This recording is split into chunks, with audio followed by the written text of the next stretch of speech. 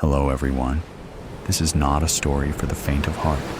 Today, we will be stepping into the darkness of the most gruesome cases, where evil not only exists, but also leaves bloody and haunting traces. This is Real Gruesome Murder Cases, a series of true stories about murders that made the whole world shudder. If you are ready to face the cold truth in the gruesome corners of humanity, come with me to delve deeper into each case. Muddled murder. The first thing I saw when I woke up was the blood. My mind went into a full panic mode, and I flipped out. I started checking all over myself to see where I had been injured, my bloody hands smearing the blood all over my clothes. Then I realized I wasn't injured, which could only mean one thing. It was someone else's blood, but whose? I had no idea. In fact, I had no idea where I was. All I could see around me was a dark, narrow street. I was standing on the sidewalk, quite far away from the nearest streetlight. Above me was the clear night sky. A handful of stars shone down upon me, and I felt that they were supposed to give me some comfort, but my heart rate refused to slow down. And then I saw it. There was a body on the curb, barely 10 meters away from me. My natural instinct was to go and check on the person, but something stopped me. I wondered what, but my memory refused to provide me with anything in my past. I tiptoed closer. Not another soul in the alley as I went and checked. I was still a couple of meters away from the man when I realized he wasn't breathing. There was a pool of blood spreading from his torso and onto the sidewalk. The man was dead, and I had blood on my hands. I didn't need any memory to add up the two. A car's headlights suddenly flashed to life in front of me, and the engine revved on. It reversed a bit, and then sped past me, barely giving me enough time to register the man sitting inside. From the small pharmacy in front of me, a short, bearded man came out and started pulling down the shutter. I did the first thing that came to my mind. I ran. I had no idea how long I had run for, but I am sure it was a pretty long time because my t-shirt was completely soaked in sweat by the time I stopped, and it was an early winter evening. I realized I was on a bridge, a few cars going by, couples walking holding hands, families with little children. I wondered who my parents were, if I was married or had a romantic lover. If I only had my memories back, my life. But the sight of my hand snapped me right out of those thoughts. It didn't matter, because nobody would want to be related to a murderer. I didn't know if someone else had killed him, or if it had been me. But suddenly, it occurred to me that it would be better if I didn't know. If I did remember my past, what if I realized that I had murdered him? Not only him, but maybe others too. Just that thought made me doubt myself, and wanting my memories back seemed like a dangerous option. I descended the bridge to to reach the turbid river flowing past me, and thankfully washed up my bright red hands in the water. My hands were numb by the time I stood up to return to the upper roads. That was when I heard something. "Oh, it was easy as cake," a man said. "Are you sure no one was there?" asked a woman. "I think I saw a girl, and she saw me." I panicked and drove forward, but the car hit her head, and she collapsed to the ground. I didn't know what to do, and I stopped to check, but she was stirring up, so I raced away, the man replied. It was coming from the other side of the bridge, beyond the wall separating the riverbank for the construction of the bridge. I tiptoed over to it and peeked out to see who was talking. Smoke blew out from a man's dark lips as he put a cigarette into his mouth again, leaning on the wall. The woman was standing across from him, arms crossed, in oversized, baggy clothes. She had a beanie on her head and wore huge, funky glasses. She was facing me, but I was well hidden in the dark. They continued talking, not caring to keep their voices down. "You dolt, the body is still there?" the woman asked. "Abandoned on the sidewalk. Shouldn't be noticed by anyone till tomorrow morning. By then, we'll be long gone." The man was nonchalant.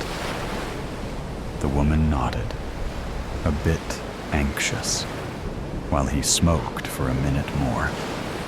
Then they both started climbing up the riverbank. I followed them after some time, composing my thoughts and struggling to remember something. I thought I must have waited for a minute or two, but I somehow still saw the car leaving with the two people in it, and the slate of my memory, which had been wiped clean, managed to store the number in it. Police sirens made their way to my ears, and I was a bit surprised my blank mind recognized it.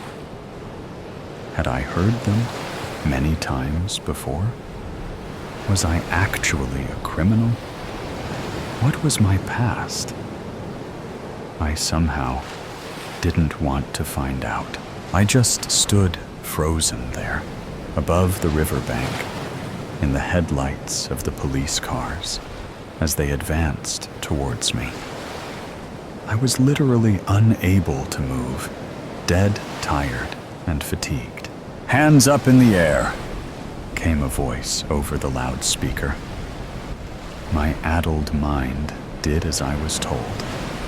The next few minutes were a blur as the cops came out, handcuffed me, charged me for the murder of a famous entrepreneur, and took me to the police station for questioning.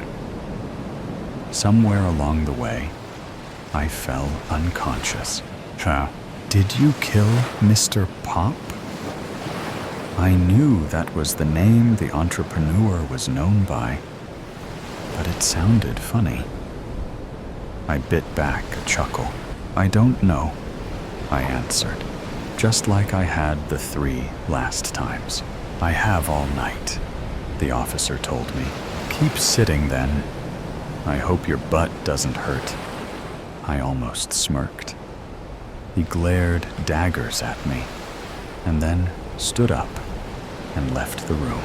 A few minutes later, another officer entered, a plump, middle-aged woman. "Answer honestly. Did you kill Mr. Pop?" "I have been telling you honestly. I have no idea whether I did or I didn't. I just woke up with no memory of where I was or who I was," I yelled at her. Yelled She nodded in sympathy. Quite common in criminals. I was too tired to correct her, but I was exasperated. Why couldn't they just understand I was telling the truth? Nothing in my head tells me that I killed that man. So I don't know, I declared. There is quite some evidence, you know. The blood on your clothes matches with his. I looked down at the red spots and smears on my clothes and winced. And a shop owner in the alley says that he saw a girl with a description like yours run away from the dead body. Same orange t-shirt, same long braid, and same camo pants. Now tell me, what am I supposed to believe? She raised an eyebrow. I really don't know, I said. The description was me all right, and I had run away. But had I killed the man? Unsure guilt surged through my veins, and the officer noticed the beads of sweat on my forehead. If I was the murderer, I was just making their jobs harder. But then, I didn't want to find out.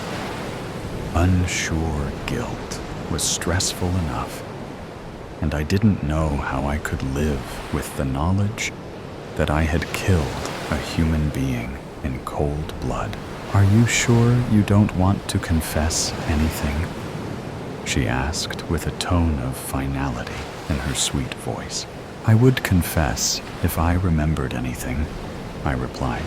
Then I suddenly remembered something. Wait, what's wrong? The lady officer leaned forward, eyebrows knitted together. I saw that car leave the bridge tonight. The two people in it, they were talking about something suspicious, I said, racking my brain for the words. The man raised an eyebrow. What? I'm not sure. They were saying that they left a body on the sidewalk. A girl had seen it. They hit her head and run away. They were planning to escape tonight. I narrated the incident. How does that make a difference? It does, I said, as I saw my spark of hope being snatched away with it. You should check. I remember the car number. You know the number plate, huh? The two police officers had tracked the number plate to a road by the river, where a car had been abandoned. Go home, the woman told me. I don't know where I live. Then wait here. We're going alone. I scowled as I followed them out of the police station, and their car revved away. Then I saw a cab passing me and jumped in. Follow that car! We followed the car for 25 minutes until we reached a road running parallel to the river. The police car had stopped behind the car I had seen before, and I told the cab driver to park behind it and jumped off. I rushed to the shore where I could see the river and a small boathouse in the distance. The river was wide at that point, the current slow. To my left were the mountains into which the river bent, and my right were the police officers near the boathouse about half a kilometer away. I saw the man and woman I had seen earlier, along with a dark guy in shoes, pull out a rusty old motorboat and push it into the water and jump on. Put your hands in the air. You cannot escape tonight. The officers pointed their gun at them. In their surprise, someone suddenly activated the turbines, and they sped ahead into the river, moving towards my side. The motorboat was slow. The turbines were sputtering and malfunctioning as the boat raced away, forearm the routing and chasing officers. I don't know what I was thinking, but I barely hesitated a second before jumping into the river to my left. They were speeding towards my side, cutting through the middle of the river.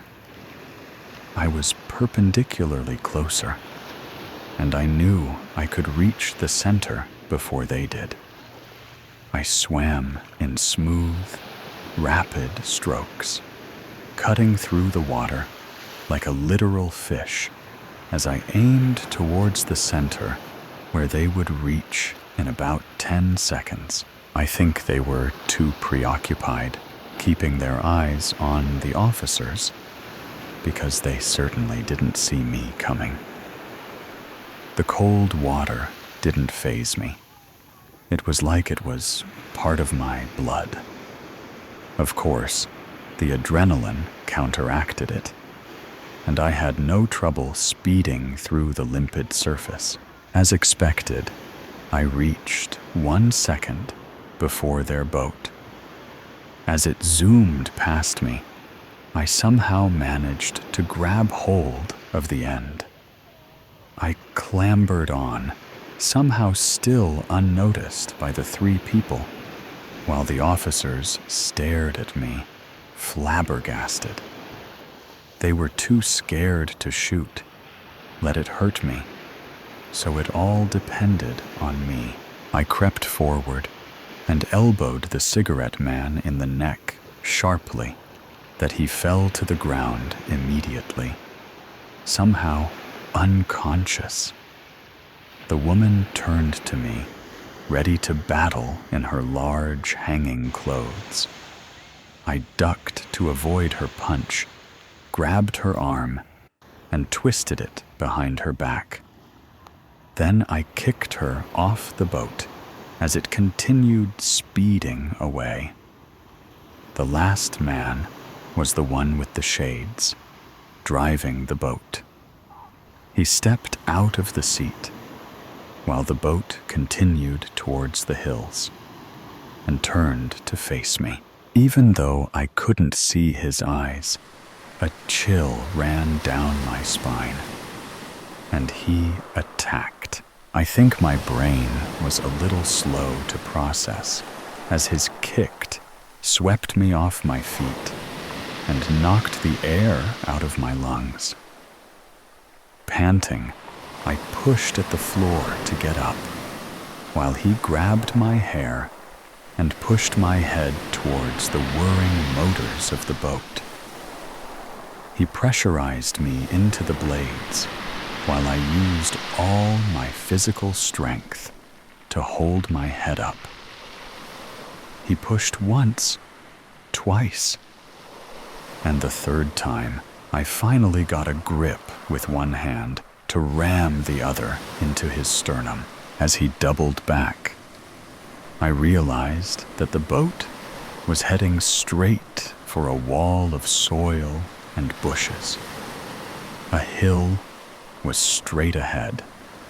I rushed towards the wheel, but before I could rush it, the man got up and tugged me back. I wrestled with him, watching the imminent crash drifting closer. He kicked my thigh, and I launched a punch at his shoulder, ran again for the wheel. Grabbing the cool metal, I yanked it to the right, just as the boat curved around the edge of the hill, and barely avoided the collision. The man with shades had managed to stand up at the end of the boat, but my sudden turn threw him off balance, and he splashed into the water. I steered the boat towards the shore as I saw the other 2 criminals climbing out and being ambushed by the police officers. I finally parked along the bank and stepped out, my mind in a whirl, even more muddled than before. The two officers emerged, dragging along the two criminals.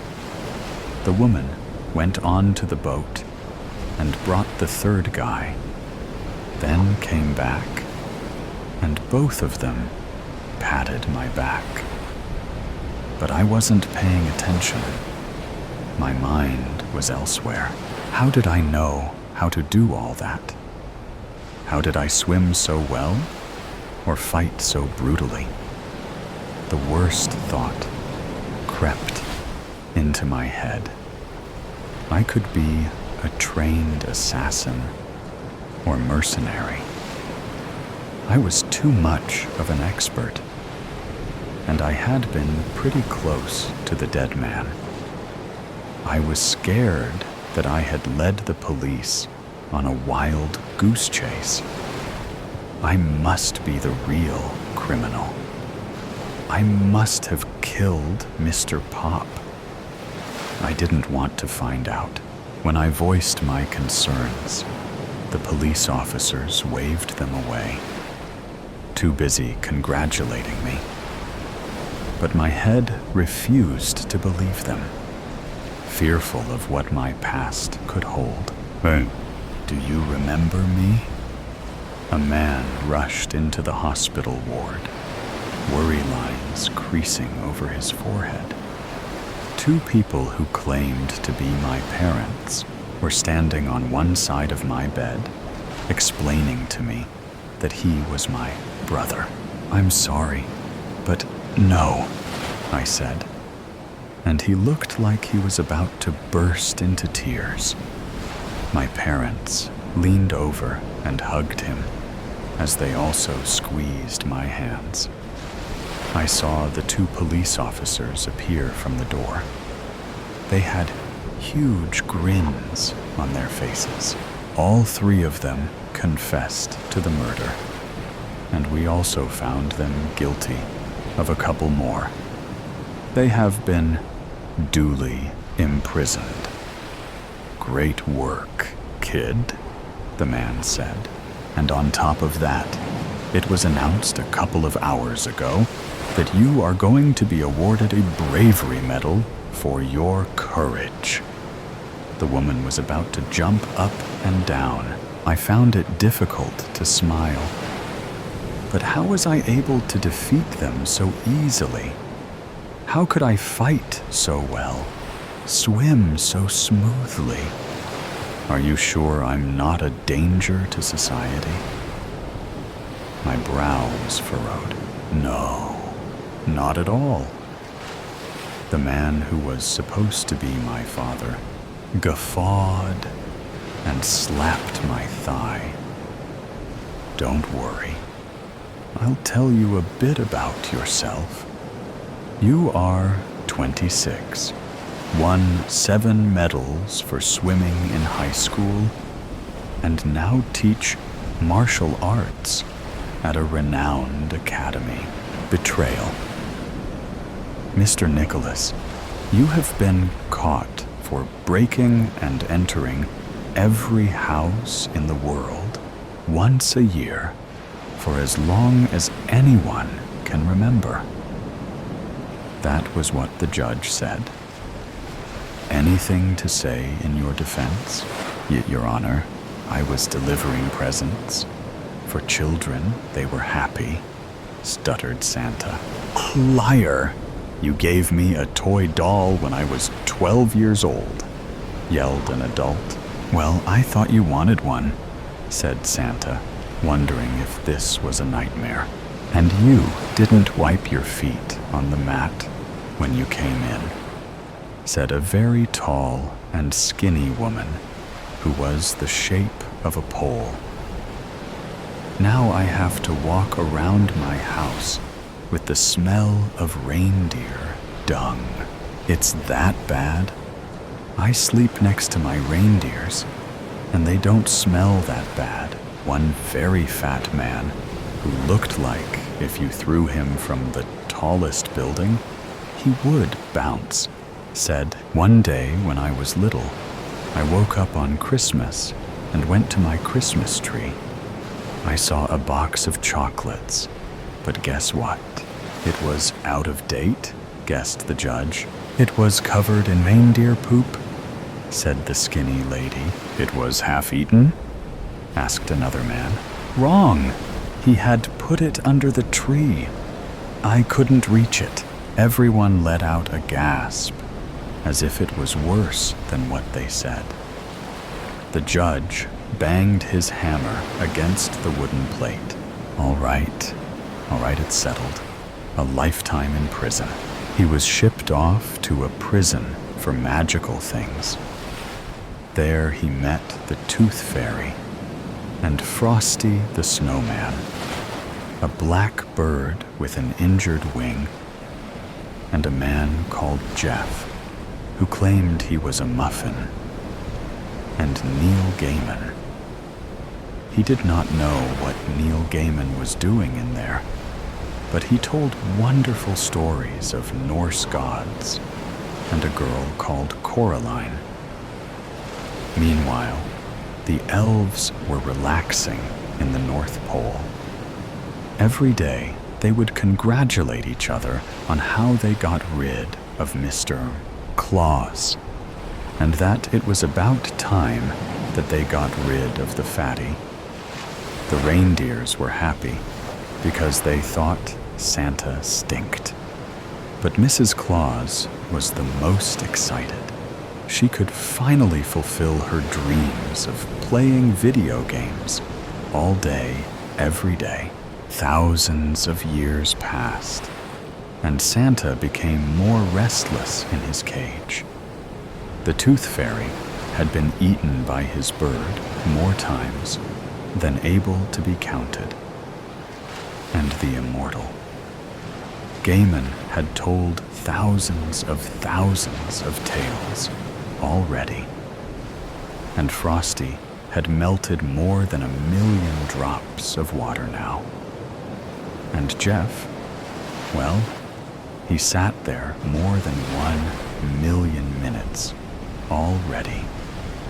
Everyone was tired, and they were sick of seeing the same things every day: stone, metal, and plastic. One night, when the guards were walking past Santa's cell, he extended one thin finger and curled it around the key. He then pulled back his hand and put the key under his tongue in his mouth. He later took out the key and began to try and push it in on the other side. His fingers fumbled, and unfortunately, he dropped the key. From inside his pocket, he retrieved a foldable walking stick and began to prod at the key, trying to pull it back, when a mosquito landed on the back of his hand and sank its sucker into his flesh. Santa dropped the stick.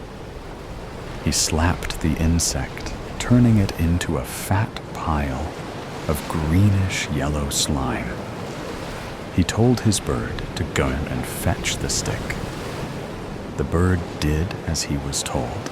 Santa continued to prod at the key when Neil Gaiman couldn't take it anymore, and said that he should tell the bird to go and fetch the key instead of the stick. "You're right, so smart," said Santa in understanding. "Go get the key." A few hours later, he had escaped his cell and was now unlocking the cells of his friends. "All right, Muffin Man, you're okay now," said Santa. "I need my rock to turn into a muffin again," said Jeff gloomily. "Where is it then?" sighed Santa. "It's on the second floor of the third room to the right." "Have you been there?" asked Mr. Claus. "Duh, what do you think?" "Then why didn't you take it yourself?" "I didn't know how," said Jeff. It took some time, but the group eventually found the staircase. and got into the specified room. Santa picked up the rock and said, "What do you mean you didn't know how?" asked Santa. Suddenly, 2 security guards stepped out of the shadows and told them to freeze and drop the rock. Santa leaped out of the closest window, thinking that his reindeers would catch him. He instead landed on a very fat moose in the middle of a barn. "Come down here, it's safe," he yelled at the window. One by one, they each plopped down Gaiman on a horse, Jeff on a pig, Frosty on a cow, and the Tooth Fairy on a very cross farmer. The fairy produced a chain of teeth out of her dress pocket and wrapped it around the farmer, like one would do to a horse. The group holding on to their animals eventually rode to the town where Santa's trial had been held, just in time for Christmas Eve. At the first house, belonging to the lady that had said her floor stank of reindeer dung, Frosty gave her some sanitizer under her tree.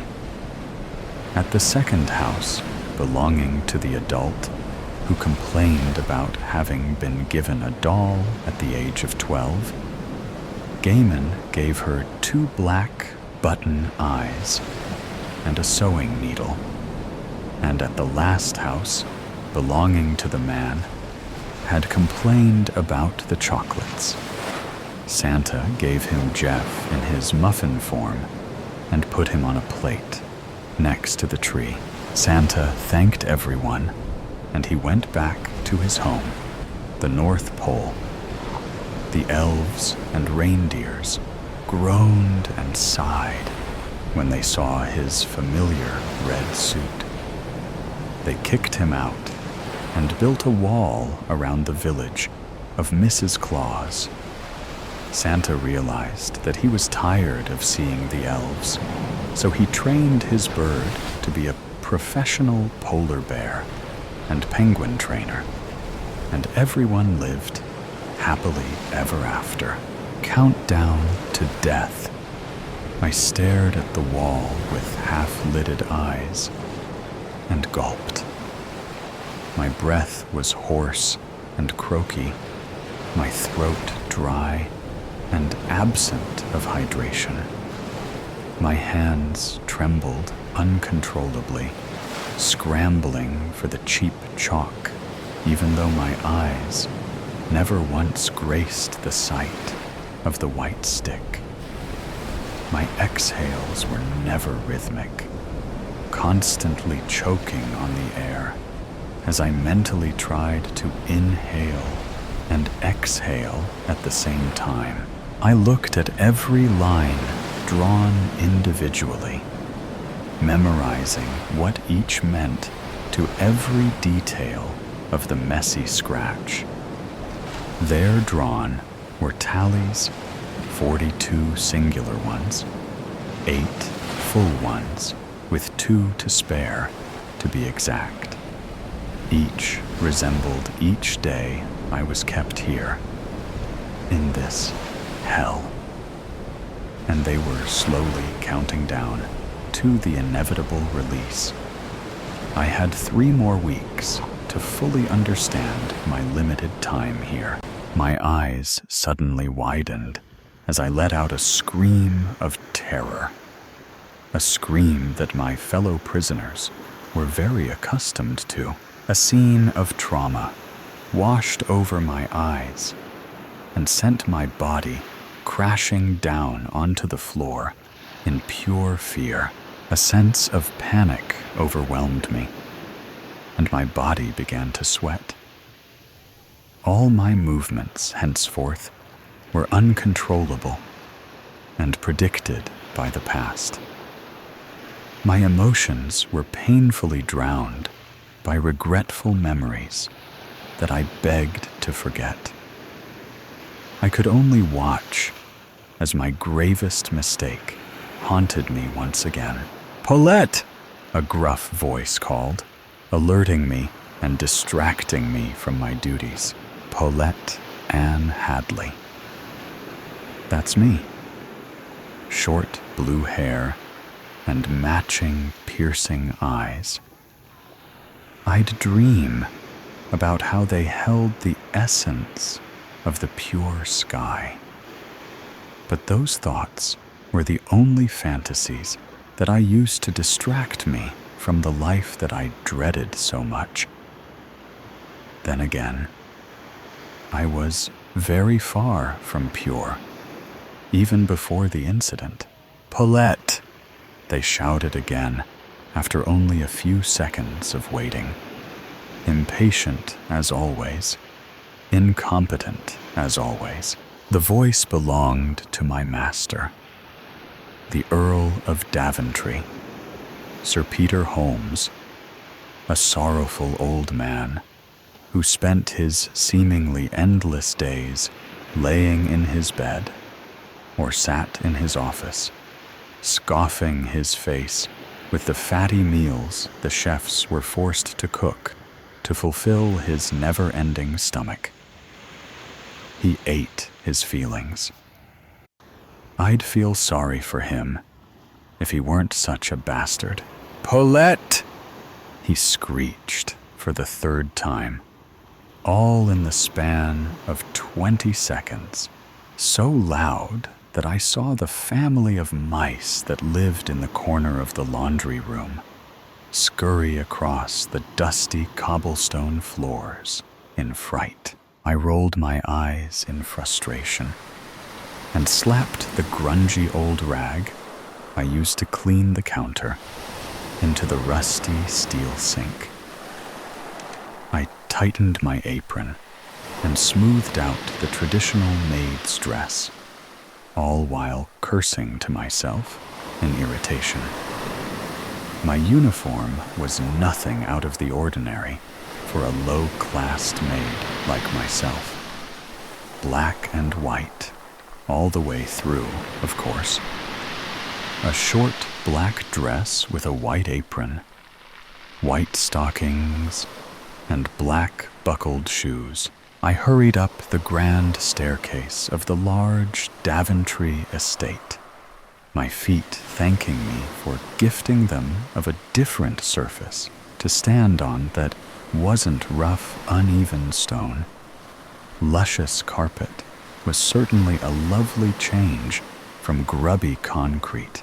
Reaching my master's doors was something I was always dreaded because of what lay on the other side. I pressed a hand against the shiny wood, recently dusted and glossed by yours truly. The smooth touch of the spruce was nice against my sore and worn fingertips. "Master," I greeted with a sickly sweet tone, a forced smile painting my features. I could almost feel my left eye twitch in pent-up hatred. "Paulette!" he roared, his voice deep and gravelly. He was laid down on his satin sheets that held many empty plates and cups from the meals I had brought since this morning. They were already piling up. This sight was nothing new to me. This is what I spent my life's work on. This is what drove me insanity. A plate mounted with Victoria sponge cake rested on his rising and falling stomach. Oh, how I wanted to rip it open. "Yes, master?" I repeated, my voice bearing the same bittersweetness as every phrase that escaped my lips directed to my mortifying master. "I don't pay you to lounge around. I have been waiting for hours," he scolded, only to choke on a strawberry that had been layered between the sponge. bits of red fruit spewed out into the air and dirtied the satin sheets with spit and berry. I cringed at the sight, but tried to contain the look because of the presence of my judgmental master. I enjoyed watching him struggle. I was just finishing up the washing, master. I responded simply, never giving him the gift of eye contact. I don't care what you were doing, he snapped with a snarl. Clean up this mess. I am lying in filth. Hurry up, woman. He turned to his side, without giving a care about the plate that slid off his bloated stomach and smudged jam onto the expensive emerald. Clean me up too, he ordered, with his own ugly, toothy cringe, showing off grimy yellow teeth. I rolled my shoulders backwards and relaxed my joints in a desperate attempt to contain my rage. I took 3 deep breaths through clenched teeth and slowly walked over to my master, my anger increasing with every step. I piled the empty plates into stacks and balanced them on my forearms to get the task done in one go and get away from my master as soon as possible. My muscles tensed under the weight of so much weight and sent my body to lean forward uncontrollably and my face to squish into the duvet. This would be a simple, clumsy topple to anyone but myself. Due to the superiority complex my master harbored, a deathly scream was sent sounding around the master bedroom. Paulette, how dare you assault me like this? He shrieked like a toddler as he pulled away from my body as if I were a parasite. I gulped, my body pulsing with overwhelming fury. My breaths became hollow and uneven, my lungs aching at the lack of oxygen I provided. Sorry, I stuttered, my voice dipping from a forced sweetness to a deep sarcasm. A sore cough followed my words, and a ripple crawled up my spine like a wave of violent anxiety washing over me without placing my eyes upon it. My fingertips grazed the blade of a knife covered in grease. My eyes widened, and all of a sudden, my movements were prioritized over my thoughts.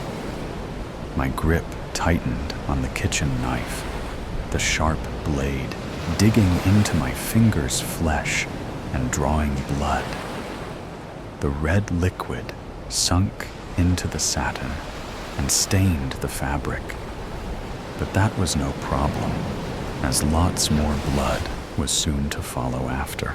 I let out a whimper as pain soared through my nerves, but I paid no matter. My only mind's focus was on the man who stared at me in confusion and growing anger. I couldn't care less about his emotions because they soon morphed into ones of pain and shock as I stabbed the tip of the knife into his belly. I pulled my hand off the blade and smeared my blood onto his naked stomach. I subconsciously let out a joyful yelp at the sight of his blood mixing with mine and creating an uncomfortable solution of growing red. I pressed my uninjured hand against the wooden handle of the knife and pushed the blade further into my master's stomach. I hastily pulled out the deadly weapon and plunged it back into his stomach. Blood splattered onto my dress, onto the bed, and onto my face. I repeated this sequence several times, the knife constantly going in and out of the body and splashing blood. With every cut, more blood seeped and deepened the stain on my usually perfectly clean apron. My face was now smeared in the metallic-smelling liquid and was dripping down my chin as if I were slurping soup, but missed my mouth. Master died after just a few stabs due to bleeding out and contagious infection. But that didn't stop my excitement. I sliced as much flesh as I could, covering as much surface area as I could, and slathering it with fresh, pungent blood. I made sure not to leave any area untouched with my bubbling rage. My lips twitched as a laugh escaped my throat, choking on itself and departing in the form of an evil cackle. I doubled down in laughter as pure ecstasy ran through my veins. I bounced on the expensive bed and headed towards the limp head of my master. I swiftly sliced the knife across my master's throat and admired the way sickly liquid swam down his wrinkled neck and ran down his chest like separating rivers. That blood quickly melded with that of his stomach and made a pool that looked like it had originated from the depths of hell itself. I twirled on the bed, never minding my steps that prodded into my master's corpse. The authorities arrived before I had taken my leave, and I was seized before I could flee. I was captured before I could even reminisce my actions. I was taken to Egan prison and remained there till my death. 3 months, to be exact. It was not a natural death, but a chosen one, confirmed by those who didn't even know me. I let out a gasp as the walls of my cell reappeared around me, and the touch of the cold concrete floor returned to my fingertips. My eyes widened as I took sight of the clean wall in front of me. They were gone. My tallies were gone. I let out a cough and a choke. "Help! Help!" I screamed, throwing myself at the wall and slamming a fist upon it in distress. "They're gone. They're gone. Who did this?" I demanded, punching the wall and watching blood draw my knuckles and splatter onto the gray. "Your day has come, Hadley. You're finally free." A voice mused, their tone echoing throughout my secluded cell. "What?" I gaped, blinking like a confused dog. "Free? Well, free from life, of course." They chuckled maliciously, taunting me with their freedom. I chose not to turn towards the guard that addressed me so rudely. My eyes continuously trained on the blank wall in front of me. I have a few more weeks. I don't want to die." I cried out, tears brimming my eyes and blurring my vision. "Should have thought about that before you killed a man." The guard glared, pulling open the door of my cell and approaching me with handcuffs. I pressed my back against the wall, But there was no escaping death. I was quickly seized and yanked down the hallway, past my fellow death row inmates. I hung my head low, hair shadowing my eyes and creating an eerie effect. My breaths were loud as anxiety built up inside of me. A panic attack approaching at a tremendous speed that I wished to slow down. I stumbled over my footing several times, each one getting more clumsy and emotional.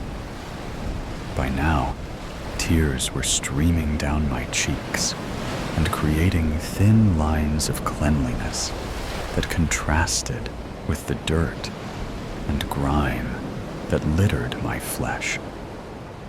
I did nothing to stop the loud sobs that slipped through my trembling and muttering lips, weeping as dread and hysteria flowed through every pore. We soon reached a standstill where I was forced into a chair. I stared into vicious brown eyes that reflected my own teary ones. They held no sympathy or remorse, just a simple hue of cheek. I inhaled and exhaled harshly, every breath increasing in volume, mass, and sound. Leather-worn straps were tightened over my wrists and ankles, and a rusty metal brace was placed firmly at my temples. Fear soared through my veins like rockets. I pulled and struggled against my restraints that were quickly cutting off my blood flow. I let out screams for mercy, but they went unheard. "Let me go, please. It's not my time. I have weeks. I can't die," I wailed, shaking my head violently in a weak attempt to get rid of the brace that held me so firmly. A loud slap sounded throughout the dimly lit room. My head was thrown to the side, and a pulsing sting was sent flaring at my right cheek. My pleads and sobs ceased. Just a quiet whimper left in its place as a final emotion of sorrow took its toll. "Shut it, woman," a guard hissed. "Paulette Ann Hadley, you are sentenced to death via electrocution for the murder of Sir Peter Holmes on January 16th, 1898. Do you have any last words?" Another guard recited, his tone bearing no sincerity whatsoever. I took a deep breath, lifting my gaze and meeting his to dramatize my following words. A scowl was painted at my lips, and furrowed eyebrows of anger took over my features. He deserved it. I growled with nothing but rage in my voice, a pull at the lever, and a crackle of wiring. Electricity was sent pulsing through my brain and sparked an agony that tore scream after scream from my dry throat. Quickly, my mind was sent spiraling into the endless dark abyss known as death, victim of drug lords. He clutched onto his mother's arm tightly and staggered out the sliding panels. His mother seemed to be sighing and kept casting her amber eyes downward, as if embarrassed. "Jason, I'm telling you that it happened. Don't be daft, mother." "Of course, it didn't," he said, with a short, almost nervous chuckle. He stole a sideways glance at his mum, only to be met with lowered eyes. Jason's dirty blonde hair whipped around his ears in the wind.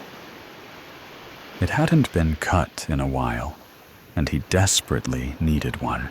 "Jason, I need you to remember what happened the night you were admitted," his mother said hurriedly. They had almost reached the sleek black car by now, one that was completely unfamiliar to Jason. "Mom, I really don't remember, and I don't want to." On the contrary, Jason could remember parts of the night that he was admitted into St. Clark's Hospital. But he certainly wasn't about to tell his mother that. Broken shards of alcohol bottles scatter the floor. Bright, fluorescent lights dance across Jason's eyes. These flashbacks were all too familiar to Jason. He had woken up hungover one too many times in his life for them not to be. No, it had been the pills that turned the situation sour. He only remembered the cheers around him, edging him on.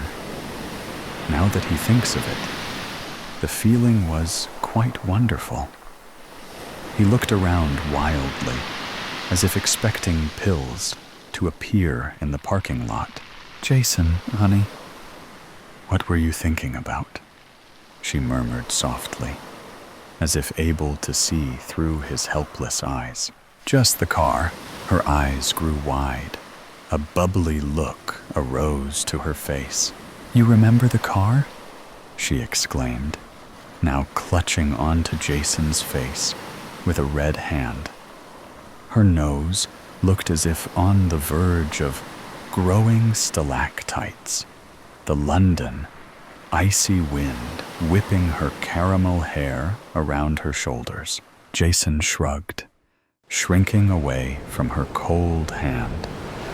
After being hospitalized for this long, human contact seemed alien to him. "Just thought it looked familiar, that's all."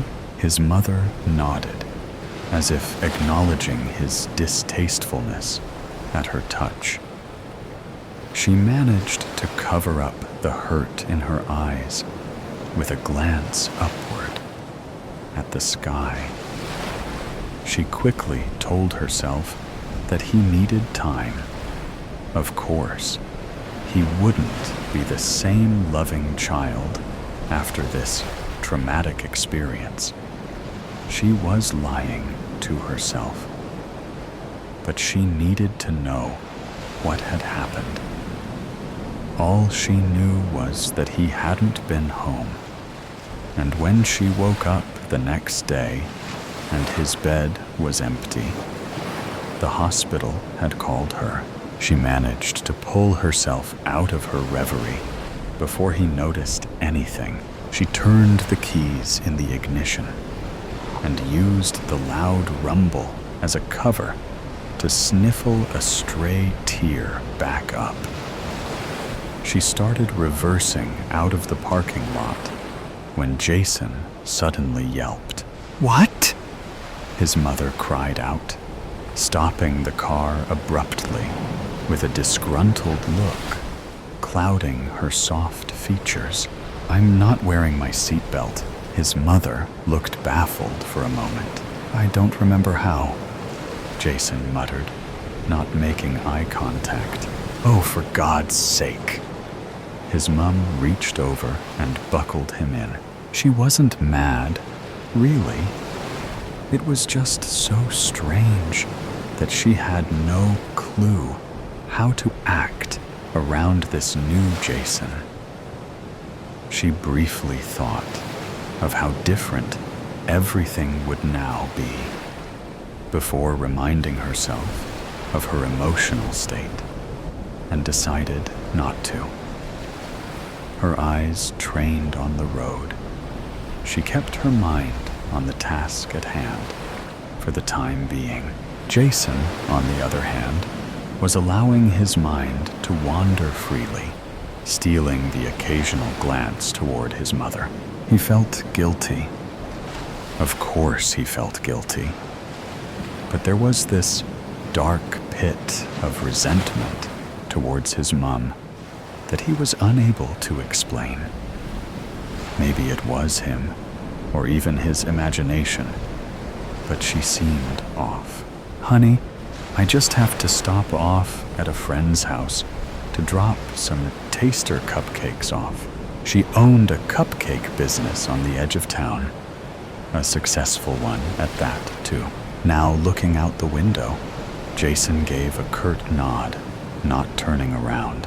The sleek, black car turned sharply into the friend's driveway in a lovely, bucolic setting.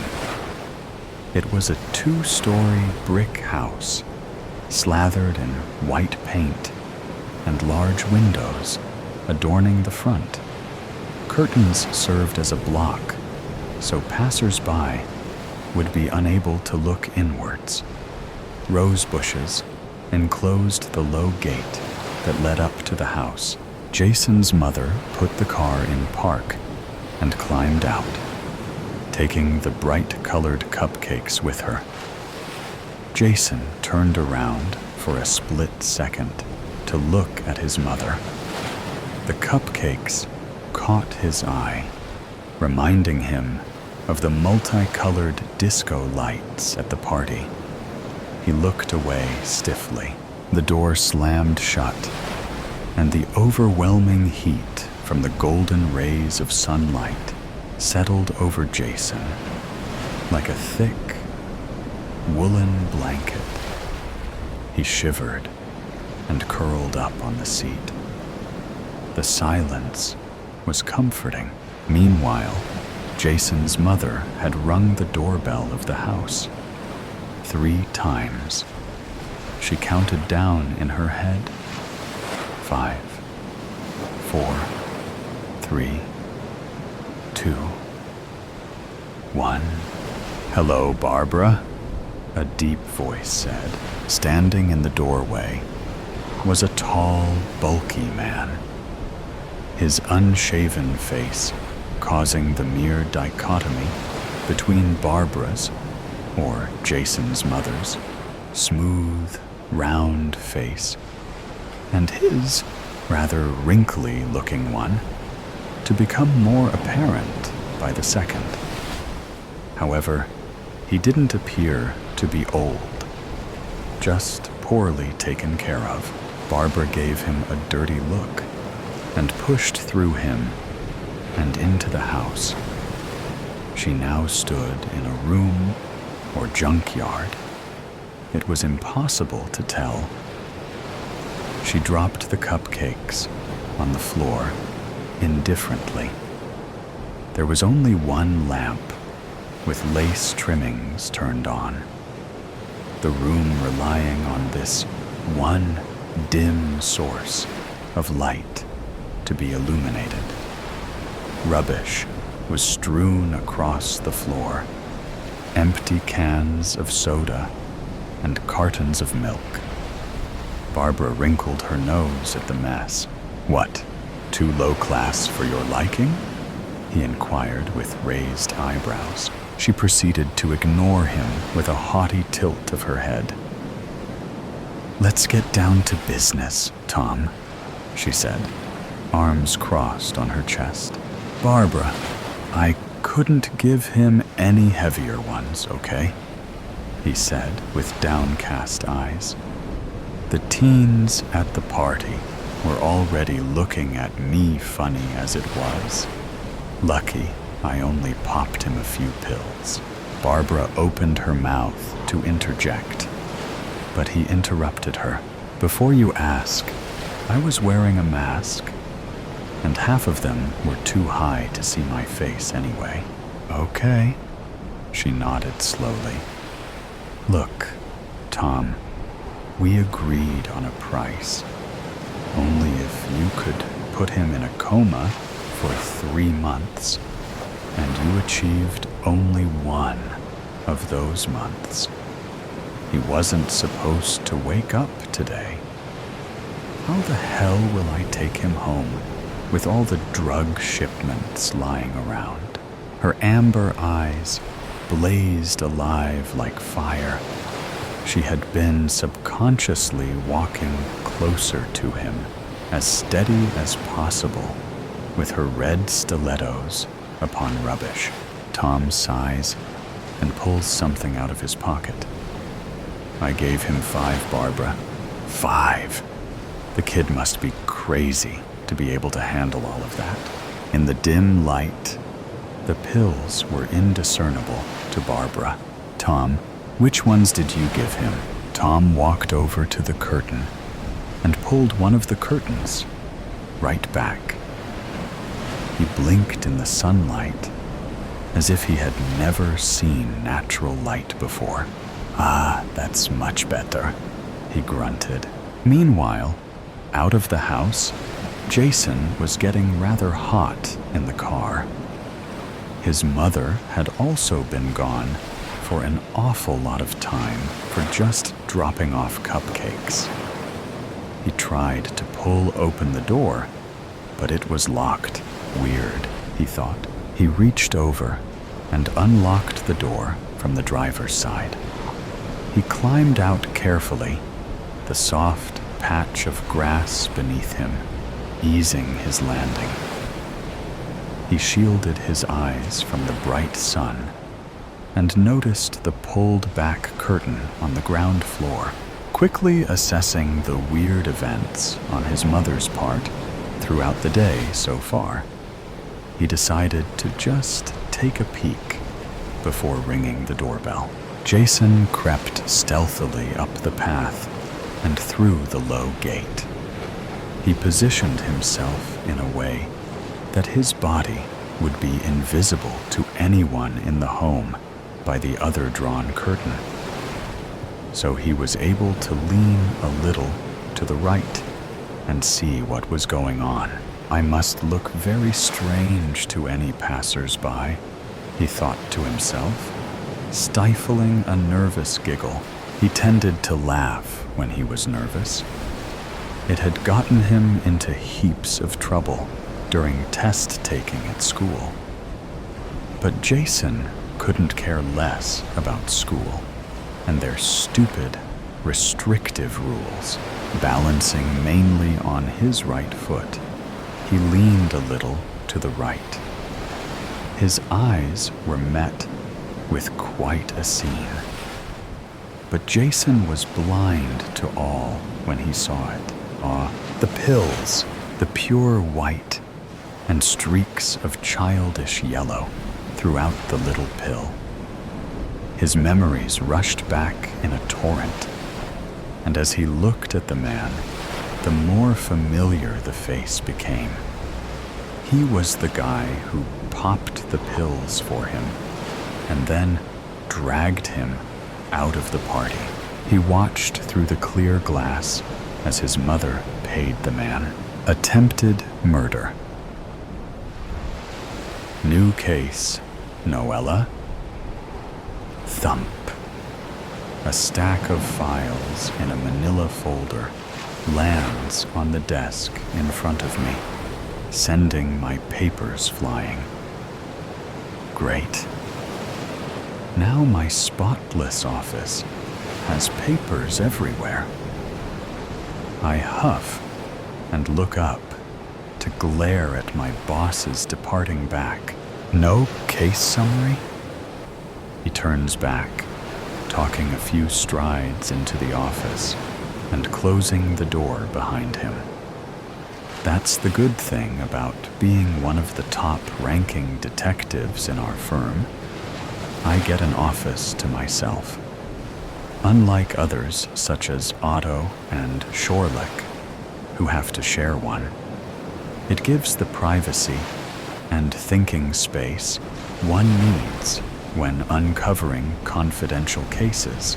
Young woman, aged in mid-20s. Her name is Enya Brown. Enya Brown? The Enya Brown I rescued from a dark alley a year ago? I turned back to him, nodding in acknowledgement. She's reported claims of stalking and attempted murder. Interesting. Any reason why I was given the case instead of the others? I might be a detective chief superintendent in our firm, but there should be plenty of others qualified to take this case, especially those in his inner circle who don't have other things such as helping to run the faculty to do. Celine's in Egypt, Henrik's in Germany, Jericho's sick, and Manuel, Maxime, and Molino are busy. I don't want anybody else but the best detectives for this case. It's pretty serious, and there's little evidence at this stage. Only the best could pull it off. He pauses. Oh, and the client specifically asked for you. Make the Annery Feralis Detective Agency proud, no Noella. Then he departs, leaving me to ponder the case. That still leaves Jane and Danny unaccounted for, and I have no doubt he knew that. But what's happened to Enya since that night in the alley? I told her to contact me if anything was amiss, and I've talked to her since then. But it's been precisely 13 months, 2 weeks, and 16 hours since I rescued her from the alley, and the incidents date back at least 2 years. Why now? It was 8:30 in the evening, and I'd stayed back at work a bit longer to finish up writing a case report. The weather was miserable, having rained just minutes before, and the cobblestones were slick with water. A yellowed glow came from the rustic street lamps along the pavement, limning the edges of my briefcase with gold. Then I heard the scuffles, the thud, and the scream. Alarmed, I raced towards the sound, approaching silently as to not raise any alarm.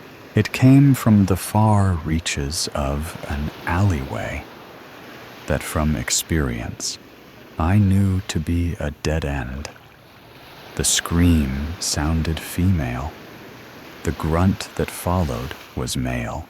I peered into the alleyway to see an auburn-haired female struggling against a bulky, dark-haired male's solid grip. She was pinned to the wall, and the brute was touching her in awful places, pulling at her clothing and drawing a dagger as she fought back. She stilled at the sight of the knife, and knowing her chances were slim, I slipped silently down the alleyway. Within moments, I had my arms around the brute's neck and a foot hooked behind his ankle.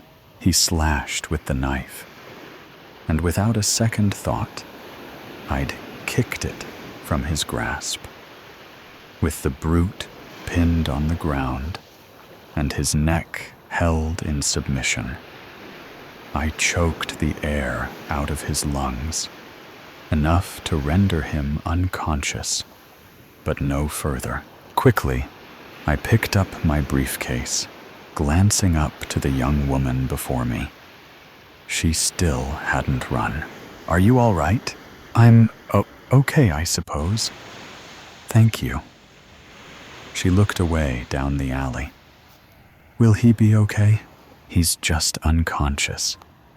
He'll wake up in a few minutes, so we should head off. Do you need somewhere to stay?"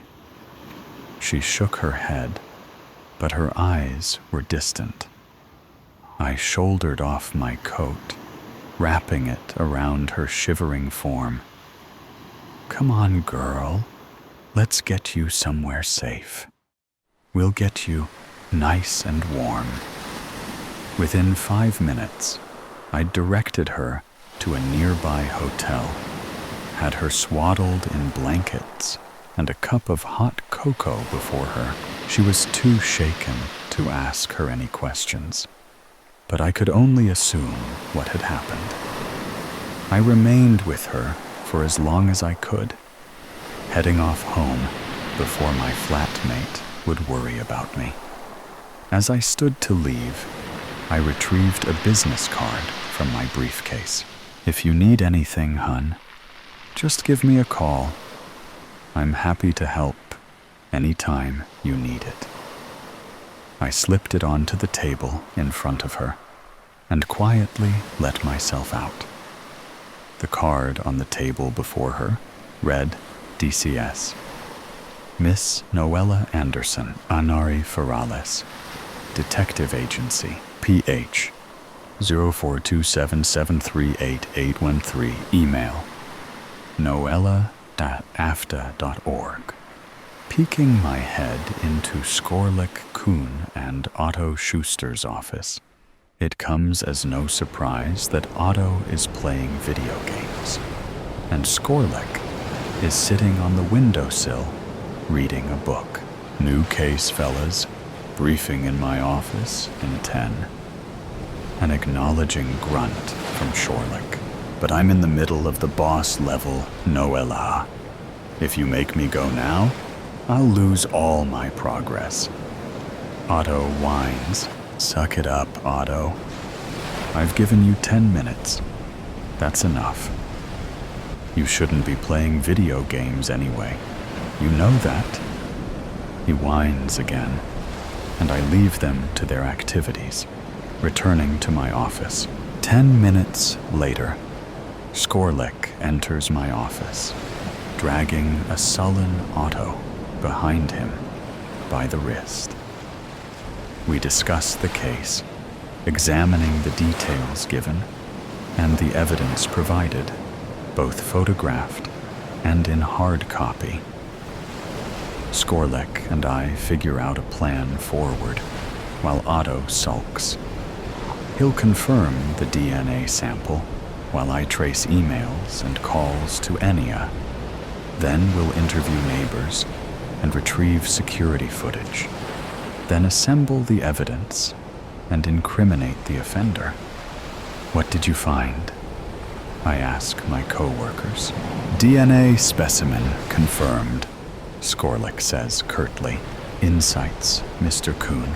There were a few sets of DNA on the letter, including Enya's own, but I narrowed down the suspect list to 2 brothers, Avery and Scott Lancaster, and another man called Jeremiah Hayes. They're the ones that fit Miss Brown's description. Mr. Hayes is suspected to be a friend of the 2 brothers. He could be involved with the case." Skorlik Kuhn sights back at his chair and glances at Otto Schuster, the other detective on my team for this case. "Anything new, Mr. Schuster?" "Quit the formalities, please. Nothing new, but I have a question." Skorlik, were both brothers' DNA on the letter? Indeterminate. Why? Unconfirmed. Well, I personally think the brothers are twins. Just saying. Any evidence, Otto? No. Search the database, though. I get the feeling they are. I search the database, and sure enough, they're twins. Paternal twins at that. Huh, look at that. Otto was right. They're identical twins, which explains why it's determinate. They have the same DNA. Skorlik nods, and Otto grins smugly. "Well, fellas, guess we have our list of suspects." I traced the anonymous threat emails and calls to Miss Brown, to Avery Lancaster's house, and areas that he's reportedly visited. Oh, and it's not listed in the case. But after she was cornered in the lane, the ID card was found on the unconscious man, and it said, Avery P. Lancaster, precisely the person all our other evidence has pointed to. Other evidence, such as him being one of Ennia's ex-boyfriends and being one of Ennia's suggestions of the suspect. That Avery guy must be some sort of creep, considering the things on that file, Otto commented. I wonder what his middle name is. Peter? More like P for psychopath, I mumble under my breath. Psychopath starts with S idiot, Otto says, turning to Shorlick. He puts his hands up, trying to tell Otto it wasn't him, but Otto gives him a skeptical look. Dumbass, it starts with P. Skorlick mumbles, glancing back at me. Meeting over. I get up to leave as they start to squabble. Psychopath starts with P, Otto.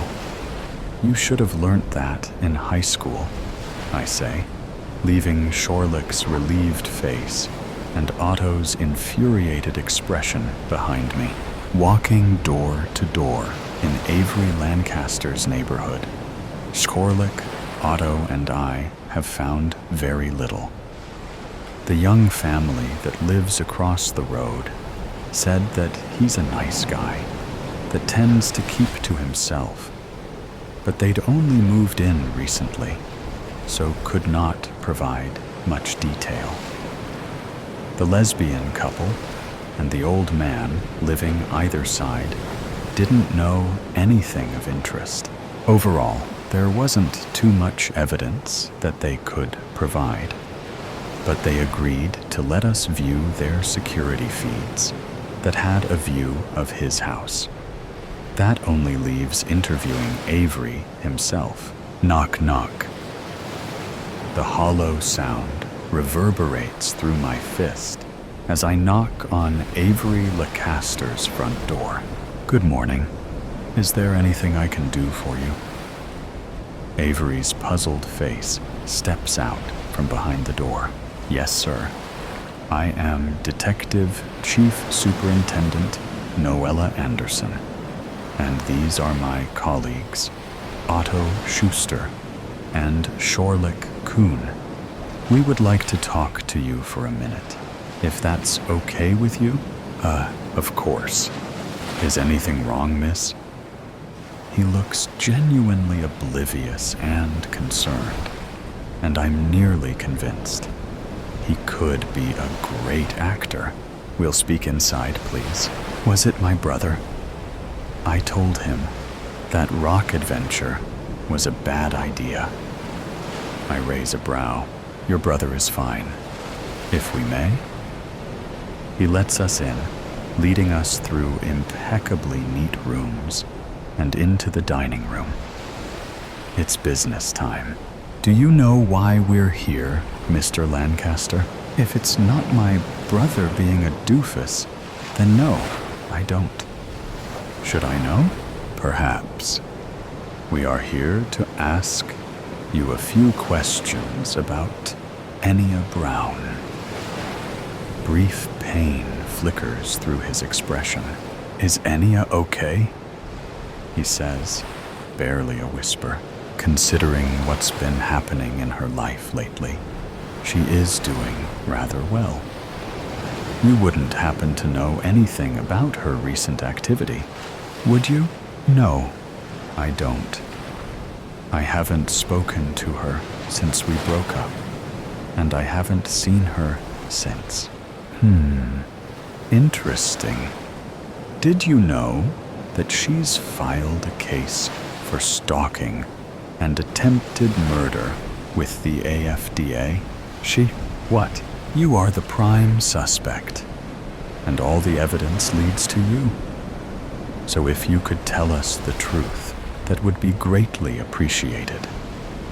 He nods. Now tell me again, when did you last see her?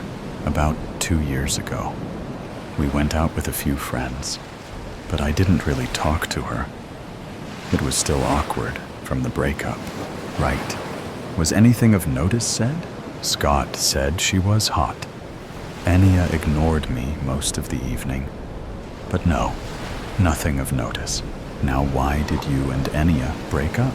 She was going to study overseas, and my grandmother had just died, so the timing wasn't great for either of us. It pained us both greatly, but we knew it was the best for both of us. Neither of us have been in a relationship since, at least as far as I'm aware. Would you be jealous if another guy showed interest in her? No? I would respect Enya's decision to move on. She deserves to enjoy her life. Oh, come on, Otto bursts out. Quit the sappiness. If you haven't seen her in 2 years, then explain why 1 year ago she was attacked in a dark alley by a man fitting your description, wielding a knife. A man, I might add, that had an ID card with the name Avery Lancaster on it, or why your name was encoded into a death threat letter to Enya, Shorlick adds, and why the threatening calls and emails were traced back to your very house. Avery gets paler and paler with every question, as if realizing that he has no way out, realizing that he didn't hide his tracks well enough, and he was caught. I don't understand what you mean. You hear what we said, Mr. Lancaster. Your DNA was found on the letter, and there are all these other cases of evidence. Do you mind if we have a look around? We show him our search warrant, and he nods solemnly. Avery leads us around the house, showing us through the different rooms of his house. There's nothing much of notice in any of the places we search. This guy is pretty good at hiding his evidence. And this is the guest bedroom. My brother keeps some of his stuff here sometimes. We nod and have a poke around. We're just about to finish up when I spot a discarded plastic bag in the wardrobe. What's that, Mr. Lancaster? I don't know. Some of my brother's stuff. He visits sometimes and keeps some stuff here. I don't monitor his stuff. This room is the only place I allow him to put his stuff wherever he wants, and I won't clean it up. May we look inside? Of course. We open the bag curiously, with our latex gloves on, as not to disturb the possible specimens. The bag opens to reveal a pair of worn, woolen, fingerless gloves, a roll of sticky tape, an ID card bearing Avery's details, and a few folded pieces of paper.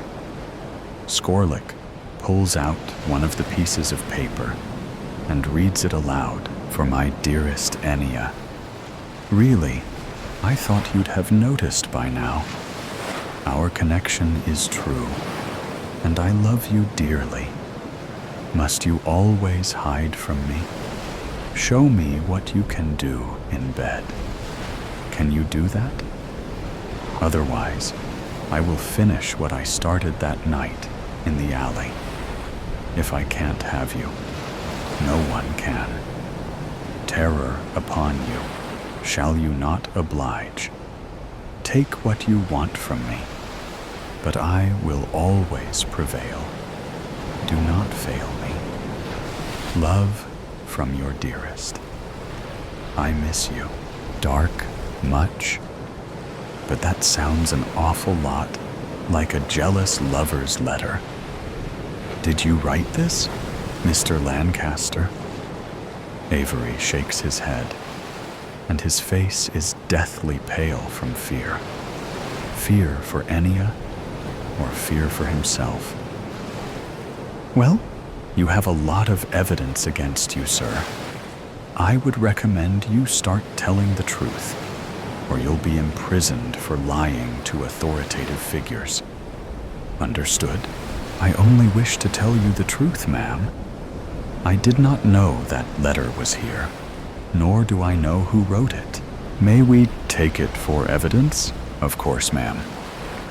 And with that, Otto, Shorlick, and I take our leave, sealing the evidence in decontaminated specimen bags and leaving Avery's ashen face behind. So, what do you think of our adventure today? Avery's house sure was suspicious. Yeah, I think we have enough evidence now, Otto adds. I think Avery is innocent, Skorlick murmurs under his breath. I cut my glare across the table to him. What? Did I hear that correctly? Otto shrugs. You do understand, Shorlick, that every single piece of evidence we have points to Avery Lancaster. But maybe that's what the criminal wants us to think. Everything points to Avery. But if he truly did it, there would be some degree of a cover-up. This is all in the open. It's too easy. Mr. Lancaster's DNA is on every specimen. His pining for a lost love threaded through threat letters, class and emails, all traced to his house, a house his brother visits often. Think, Noella, think. Are you saying it was Avery's brother, Scott, that is doing this? What would be his motive, though? It makes no sense, Skorlick. It's obvious. It was Avery. Check the cams for the night of the alley attack. I pull up the feeds from various residents' security cameras and go back to the date of the attack. We watch as a car pulls up in front of Avery's house, and Avery gets out, knocking on the front door. Must be Scott, I conclude. And sure enough, a second Avery greets him at the door. They go inside, and about an hour later, one of the Lancaster twins comes out holding a plastic bag, and there's a lump under his hoodie near his hip. The knife he pulled on Enya. Turning up the audio, we hear a voice yell from inside the house. Can you get me milk while you're at the supermarket? Thanks. See ya, Scott. Scott comes outside and gets into one of the cars that had been parked outside before he'd arrived, presumably Avery's, and drives off. Why didn't he take his own? We skip ahead to the dates of the emails and calls from Avery's house, and Scott had visited on every single one of them. Didn't Avery mention something about Scott having the hots for Enya? And he seemed pretty concerned for her, Otto suggests. But Skorlick and I's attention is elsewhere. The letter. The realization dawns on both of us, and as I peer over his shoulder, I notice something I hadn't when he'd read it out. Each sentence is on a new line, and the first letter of every sentence forms another message. From Scott L. My face slackens with the realization. Do you see it, Skorlick? He nods solemnly. It all makes sense. Their DNA is the same. Being twins, Scott tried to avert the attention from him, turning it on his identical twin. But ultimately, his diversions failed. He's been found out. Otto. It was Scott. The letters and the ID card prove it. It was Scott, I murmur.